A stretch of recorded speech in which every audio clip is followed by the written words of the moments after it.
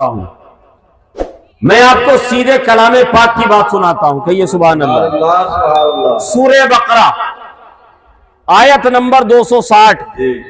آپ گھر میں جائیے گا، ترجمہ اعلی حضرت کا کنز الایمان آپ کے پاس ہو تو اس کو کھولیے گا، اگر نہیں ہو تو بازار سے لے کر آئیے گا، اس لیے کہ آپ بھی اس ترجمے اور تفسیر کو پڑھیں اور اپنے گھر والوں کو بھی پڑھائیں، تاکہ کسی بدعقیدہ، کسی وہابی، کسی دیوبندی کے بہکاوے میں آپ نہ آ سکیں۔ میں قرآن سے یہ بات بتا رہا ہوں آپ کو کہ یہ جو قبر میں لیٹے ہوئے ہیں، یہ مجذوب، یہ اولیاء اکرام یہ سنتے ہیں کہ نہیں؟ سورہ بقرہ حضرت سیدنا ابراہیم علیہ السلام کا واقعہ لکھا ہوا ہے وہاں پر۔ حضرت ابراہیم علیہ السلام کا گزر ایک دریا کے کنارے سے ہوا، سمندر کے کنارے سے ہوا۔ آپ نے دیکھا اس سمندر کے دریا کے کنارے ایک جانور مردہ حالت میں پڑا ہوا ہے۔ دریا کے کنارے ایک جانور مرا ہوا پڑا ہے۔ جب دریا کا پانی افان مارتا ہے، جب ڈھیو آتا ہے، اس کے ساتھ سمندر کے دریا کے جانور یعنی کہ مچھلیاں آتی ہیں اور اس مردار جانور کے جسم کو نوچتی ہیں، اس سے غذا حاصل کرتی ہیں۔ پھر دریا میں جب وہ پانی واپس دریا میں چلا جاتا ہے، سمندر میں چلا جاتا ہے، آسمان کے پرندے اترتے ہیں، اس جانور کو نوچتے ہیں اور واپس اڑ جاتے ہیں۔ زمین کے درندے آتے ہیں، جانور سے گوشت نوچتے ہیں، چلے جاتے ہیں، پھر پانی آتا ہے۔ حضرت ابراہیم نے ملاحظہ کیا، کبھی پانی کا جانور آ کر اس سے غذا حاصل کر رہا ہے، اس کو نقصان پہنچا رہا ہے، کبھی ہوا سے پرندہ اتر کر اس کو نوچ رہا ہے، کبھی ایک جانور آ کر، درندہ آ کر اس کو کھا رہا ہے۔ اب آپ کے ذہن میں ایک سوال آیا، آپ کے دل میں ایک خیال پیدا ہوا۔ یاد رکھیے گا کہ نبی کہتے ہیں معصوم عن الخطا کو، نبی وہ ہوتا ہے جس سے خطا نہیں ہوتی ہے، نبی کہتے ہی اس کو ہیں۔ نبی اور فرشتوں کے علاوہ اس کائنات عالم میں کوئی معصوم نہیں ہے، کوئی معصوم نہیں ہے۔ معصوم وہ ہوتا ہے جس سے گناہ نہیں ہوتا، غلطی نہیں ہوتی۔ معصوم اس کو کہتے ہیں کہ اللہ تبارک و تعالیٰ نے جنہیں اپنے کرم سے ان تمام آلودگیوں سے پاک اور منزہ رکھا ہے، کہیے سبحان اللہ۔ اور کچھ لوگ کہتے ہیں اہل بیت کے بارے میں کہ یہ معصوم ہے، مگر ہم معصوم نہیں کہتے، ہم معصوم عن الخطا نہیں مانتے۔ ہاں، ہم اہل بیت کے لیے، خاندان محبوب کے لیے، خاندان نبوت و رسالت کے لیے معصوم عن الخطا نہیں مانتے، بلکہ محفوظ عن الخطا مانتے ہیں کہ اللہ نے اپنے فضل و کرم سے اس خاندان کو گناہوں سے اور آلودگیوں سے پاک رکھا ہے، کہیے سبحان اللہ۔ یہ فرق ہے۔ تو جب حضرت ابراہیم علیہ السلام نے دیکھا تو خیال آیا، کیا خیال آیا کہ پروردگار عالم، کل میدان محشر میں تیرا وعدہ ہے کہ تو تمام مردوں کو واپس زندہ کرے گا، مردوں کو واپس زندہ کرے گا۔ ایک جانور جو دریا کے سمندر کے کنارے پڑا ہوا ہے، دریا کے جانور بھی اس کو کھا رہے ہیں، پرندے بھی اتر کر کھا رہے ہیں، اور زمین پر چرنے والے درندے بھی کھا رہے ہیں۔ ایک جانور کو 3 جگہ ڈیوائیڈ کر دیا گیا۔ مولا، اب یہ جانور قیامت کے دن زندہ کیسے کیا جائے گا؟ اب یہ زندہ کیسے ہوگا؟ التجا کری کہ مولا، اے پروردگار عالم، میں تیری قدرت کے کرشمے کی جھلکیاں دیکھنا چاہتا ہوں۔ حکم ربی ہوا ہے، اے ابراہیم، کیا تمہیں یقین نہیں ہے؟ عرض کیا مولا، یقین تو ہے، یقین تو ہے، ایمان تو ہے، بس تسلی کے لیے دیکھنا چاہتا ہوں۔ یاد رکھیے گا، یقین کی 3 قسمیں ہیں، عین الیقین، حق الیقین اور علم الیقین۔ علم الیقین وہ ہے، علماء کرام سمجھیں گے، آپ نے کتاب میں پڑھا کہ برف کا پانی ٹھنڈا ہوتا ہے، یہ ہوا علم الیقین۔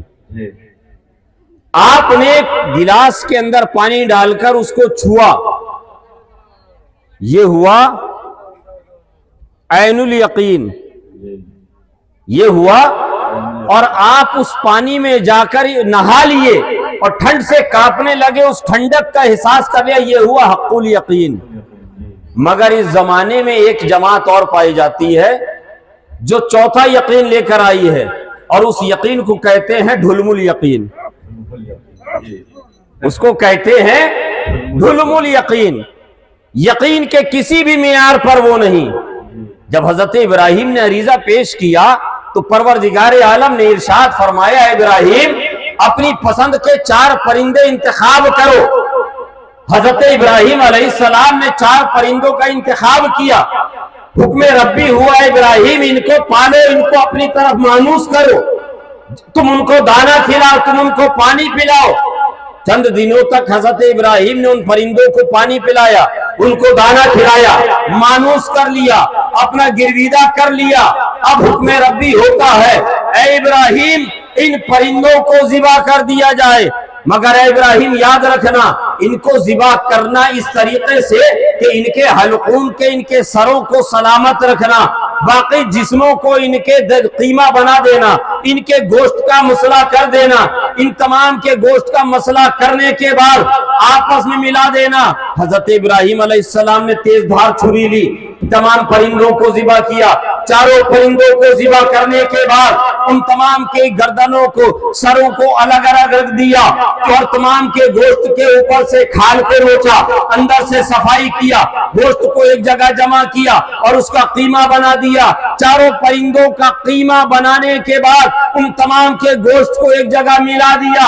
اب حکم ربی ہوتا ہے، اے ابراہیم یہ جو سامنے پہاڑیاں نظر آ رہی ہے، ان میں سے 4 پہاڑیوں کے اوپر اس گوشت کے 4 حصے کرو اور ان کے سروں کے ساتھ لے جا کر رکھ دو۔ حضرت ابراہیم علیہ السلام اٹھتے ہیں، گوشت کے 4 حصے کرتے ہیں، جانوروں کے سروں کو لیتے ہیں، 4 پہاڑیوں پر مختلف جاتے ہیں، ایک مشرق میں جاتے ہیں، ایک مغرب میں جاتے ہیں، ایک شمال میں جاتے ہیں، ایک جنوب میں جاتے ہیں، چاروں سمت میں ان گوشت کے ٹکڑوں کو رکھ دیا، اس گوشت کے قیمے کو رکھ دیا اور اس کے ساتھ میں ان جانوروں کے سروں کو رکھ دیا، واپس اپنے مقام پر آ گئے۔ اب حکم ربی ہوتا ہے، اے ابراہیم کبوتر کو آواز دو، اے ابراہیم مور کو آواز دو، اے ابراہیم باز کو آواز دو، اے ابراہیم گدھ کو آواز دو، ان 4 پرندوں کو۔ اب میں آپ سے اس مقام پر ایک بات پوچھنا چاہتا ہوں، جب حضرت ابراہیم علیہ السلام نے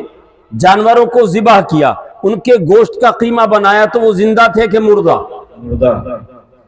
مردہ بولیں، زندہ تھے یا مردہ؟ مردہ تھے۔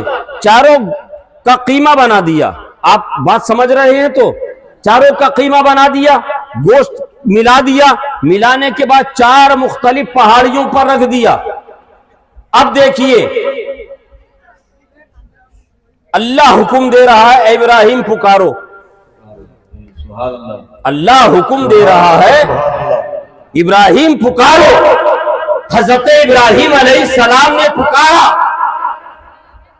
کبوتر کو آواز دی، مور کو آواز دی، باز کو آواز دی، مختلف 4 پہاڑیوں پر 4 پرندے تھے،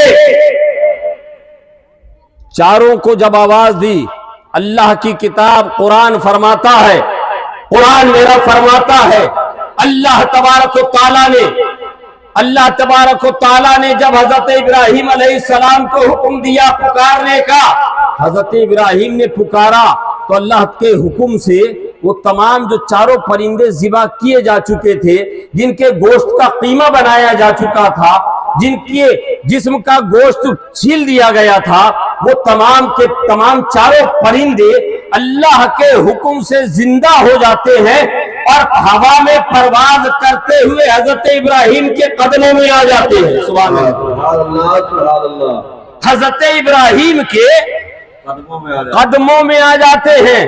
اب آپ ذرا ملاحظہ تو کیجئے، یہ میں بہت بڑا جملہ بول رہا ہوں، شاید آپ محسوس نہ کریں، اہل علم محسوس کریں گے۔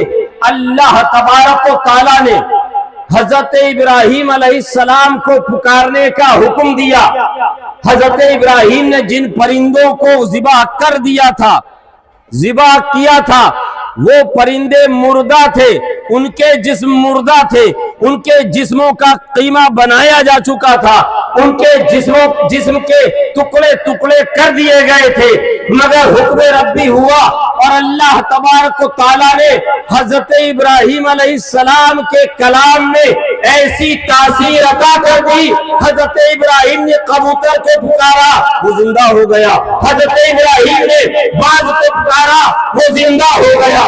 حضرت ابراہیم نے جب حضرت ابراہیم نے ایک پرندے کو، مور کو پکارا، وہ بھی زندہ ہو گیا۔ ارے جب حضرت ابراہیم علیہ السلام مردہ کو آواز دے، مردہ پرندوں کو آواز دے، اللہ ان کی زبان میں یہ تاثیر رکھ دے کہ وہ پرندے زندہ ہو جائے اور ہوا میں پرواز کرتے ہوئے حضرت ابراہیم کی بارگاہ میں پہنچے۔ ارے یہ شان، یہ مقام اللہ کے خلیل کا ہے۔ ارے جب حضرت ابراہیم کی یہ شان ہے تو ذرا سوچو، اللہ نے جس محبوب کے صدقے اس پوری کائنات کو وجود بخشا ہے، اس کا مقام کیا ہوگا، اس کی شان کیا ہوگی؟ نعرہ رسالت، میدان حضور صلی اللہ علیہ وسلم، حضور نجم العالمہ، جلسہ کمیٹی، نعرہ یاد رکھیے گا